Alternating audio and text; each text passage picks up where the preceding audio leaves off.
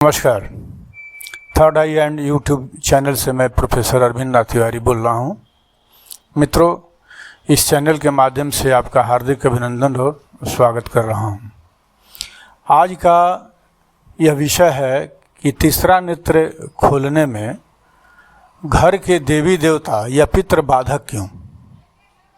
यह सबसे बड़ा प्रश्न है कि आप मंत्र जाप, ध्यान जाप, आप सारे जितने भी चरण होते हैं तीसरा नेत्र खोलने के लिए आप कंप्लीट कर लिए हैं और कंप्लीट करने के बावजूद भी आपका थर्ड आई नहीं खुल रहा है, तीसरा नेत्र आपका नहीं खुल रहा है। तो उसका कारण एक ही होता है कि आपके घर के कुल के देवी देवता नहीं खोलने दे रहे हैं या पितृ नहीं खोलने दे रहे हैं, तो वो रोकते हैं, ऊर्जा को आने ही नहीं देंगे। और इसीलिए जो भी साधक है या जो व्यक्ति तीसरा नेत्र खोलने के लिए प्रयासरत है या रुचि रखता है इसमें जानकारी के लिए भी, तो उन सारे दृष्टिकोण से मैं आपको यह जानकारी देने के लिए आज उपलब्ध हूँ।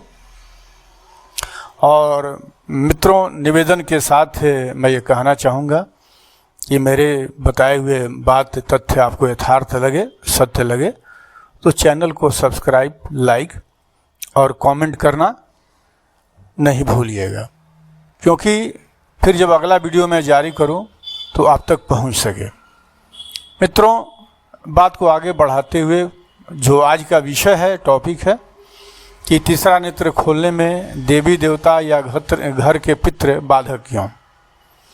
तो मित्रों, मैं बताऊं कि उनकी पूजा जब अगर नहीं दी जाती है घर में, आपके प्रत्येक के घर के प्रत्येक के लोगों का, जो भी प्रत्येक परिवार है, सभी परिवार के कुल देवी देवता होते हैं और उनके पितृ होते हैं।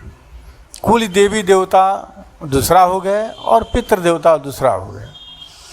कुल देवी देवता उसको कहते हैं कि एक निर्धारित है प्रत्येक परिवार के लिए कि आपके कुल के यही देवी होंगे या देवता होंगे, तो वही होंगे। जैसे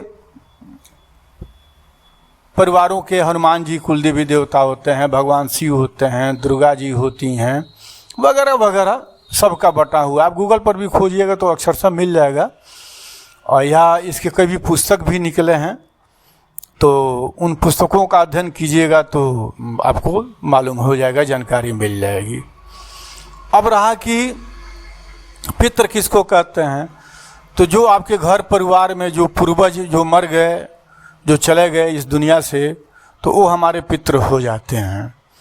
तो उनको भी अगर पितृपक्ष में पूजा नहीं दी जाती है तो वो भी बाधक बनते हैं। वो आते हैं पितृपक्ष में और वो आते हैं, और जब उनको नहीं पूजा मिलती है, जल तर्पण वगैरह नहीं मिलता है, पिंडदान नहीं मिलता है, तो निराश होकर के जाते हैं और श्राप दे करके जाते हैं। और घर का जो भी उत्थान है वो सब का सब उत्थान रुकना शुरू हो जाता है। घर में कलह शुरू हो जाता है, घर में अनेकों बीमारियां आनी शुरू हो जाती है और आपकी दिन प्रतिदिन स्थिति बिगड़ती जाएगी। ठीक इसी तरह से उसमें सहयोगी कुल के देवी देवता भी हो जाते हैं। आप भगवान शिव की पूजा घर में कर रहे हैं, आप किसी भी देवी देवता की पूजा कर रहे हैं, लेकिन अगर आपके अपने कुल देवी देवता की आप पूजा नहीं कर रहे हैं तो वह पूजा सफल नहीं होगी। आपके जितने पूजा हो रहे हैं वो सब निरर्थक साबित होंगे। वो जो कुल के देवी देवता हैं आपके प्रत्येक कार्य में रोड़ा अटकाएंगे, विघ्न पैदा करेंगे, घर में बीमारी का स्वरूप देंगे, बीमारी का रूप देंगे, परिवार के सदस्य लड़ेंगे, कई तरह की टकराहट हो जाएगी। और एक कारण यह है कि जब कुल देवी देवता की पूजा नहीं कीजिएगा, उनका जो साल में एक बार चढ़ावा होता है देना चाहिए, वैसे उसका नियम है प्रत्येक अमावस्या के दिन कुल देवी देवता के नाम से कुछ न कुछ भोग लगानी चाहिए अपने जहाँ आप पूजा करते हैं, जो आपका देव स्थान है घर में, जहाँ मंदिर आप बनाए हुए हैं, तो वहाँ पितरों के नाम से आप कभी खीर बना दीजिए, कभी मीठा पुआ बना दीजिए।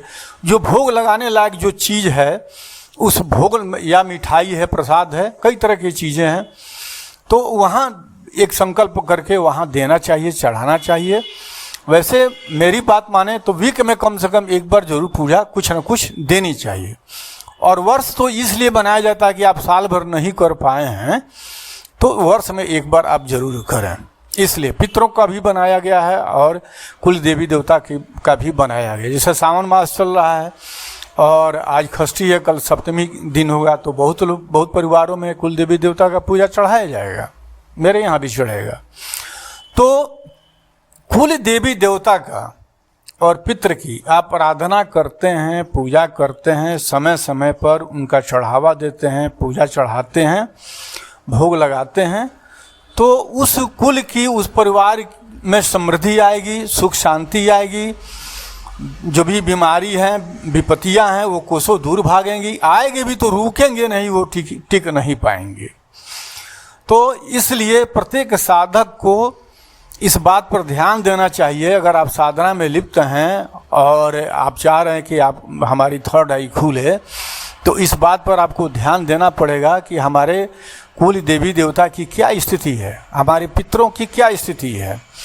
और आप महसूस कीजिएगा पूजा का जो जो चरण बढ़ता जाएगा तो वो भी आते हैं सामने, है ना। थर्ड और फोर्थ स्टेज में मैंने पहले भी वीडियो में इस बात की चर्चा की है, वो आते हैं, दर्शन देते हैं, बताते हैं, और अगर वो गुमसुम दिखाई पड़ते हैं तो समझ जाइए कि पितर आपके नाराज हैं, चेहरा पर प्रसन्नता नहीं है और हंस के नहीं मिल रहे हैं, हंस का दर्शन नहीं दे रहे हैं या प्रसन्न चित्त में दर्शन नहीं दे रहे हैं, तो आप समझ जाइए कि आपके कुल देवी देवता नाराज हैं, आपके पितर नाराज हैं। तो इस बात को ध्यान देना चाहिए और उसका उपचार करना चाहिए। जब कीजिएगा तो आपके थर्ड आई भी उसके हिसाब से काम करना शुरू करेगी। जब आप फोर्थ स्टेज में जाइएगा, मैंने पहले भी बताया, फोर्थ स्टेज में जाइएगा तो थर्ड स्टेज के बाद से ही आपके कुल देवी देवता आना शुरू कर देते हैं अपने मर्जी से। वो आते हैं, देखते हैं, बताते हैं, वो चाहते हैं कि हम मदद करें, लेकिन कब? उनका भी आप आदर कीजिए, सम्मान कीजिए। तो उनका भी जो पूजा पाठ है आप समय पर दीजिएगा तो आपके प्रत्येक कार्य में, थोड़ा ही नहीं, आपके प्रत्येक कार्य में वो सहयोग प्रदान करेंगे। घर में आपके कुल देवी देवता अगर स्ट्रांग हैं, समय पर उनकी पूजा की जाती है, जाप तप ध्यान की जाती है, तो मजाल नहीं है किसी का घर में आपका प्रवेश हो जाए नकारात्मक शक्तियों का। वो पहरेदार बन करके खड़ा हो जाते हैं, घुसने नहीं देंगे। और उसी घर में नकारात्मक शक्तियाँ प्रवेश करती हैं जिस घर के कुल देवी देवता कमजोर हैं, समय पर पूजा नहीं दी जाती है, तो बाहर से कोई नकारात्मक शक्ति प्रवेश घर में कर सकती है, उपद्रव मचा सकती है और विघ्न बाधा, वो बीमारी का रूप दे सकती है, कलह का रूप दे सकती है। ऐसे तमाम घटनाएं घटती हैं परिवारों में, मार झगड़ा तक का रूप ले लेता है। तो इसलिए मैं आपसे निवेदन करूंगा कि जो भी साधक हैं, साधना कर रहे हैं, तो वो इस बात पर ध्यान दें कि हम अपने कुल देवी देवता को प्रसन्न करके रखें, अपने पितरों का प्रसन्न करके रखें। जब इन दोनों को आप प्रसन्न कीजिएगा तो आपकी साधना सहज और सुगम हो जाएगी और वो समय आ जाएगा कि आपको फल की प्राप्ति मिलेगी। तो इस तरह से आपकी साधना संपन्न होगी। और एक बात और कहना चाहूँगा कि इन सब साधना के लिए आप सजीव गुरु की जरूर तलाश करें। किसी न किसी गुरु का आशीर्वाद आप लेते रहें, उनके दिशा निर्देश में ही ये सब करेंगे तो बढ़िया रहेगा, अच्छा रहेगा, आपको सफलता मिलेगी।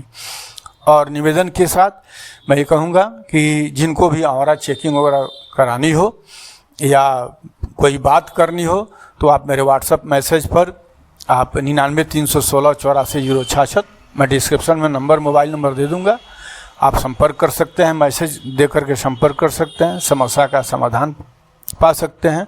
और इन्हीं सब बातों के साथ मैं आपको ढेर सारा आशीर्वाद और स्नेह देते हुए, आपसे स्नेह और आशीर्वाद प्राप्त करते हुए विदा लेता हूँ। हाँ, चैनल को सब्सक्राइब, लाइक और कमेंट करना नहीं भूलिएगा। धन्यवाद।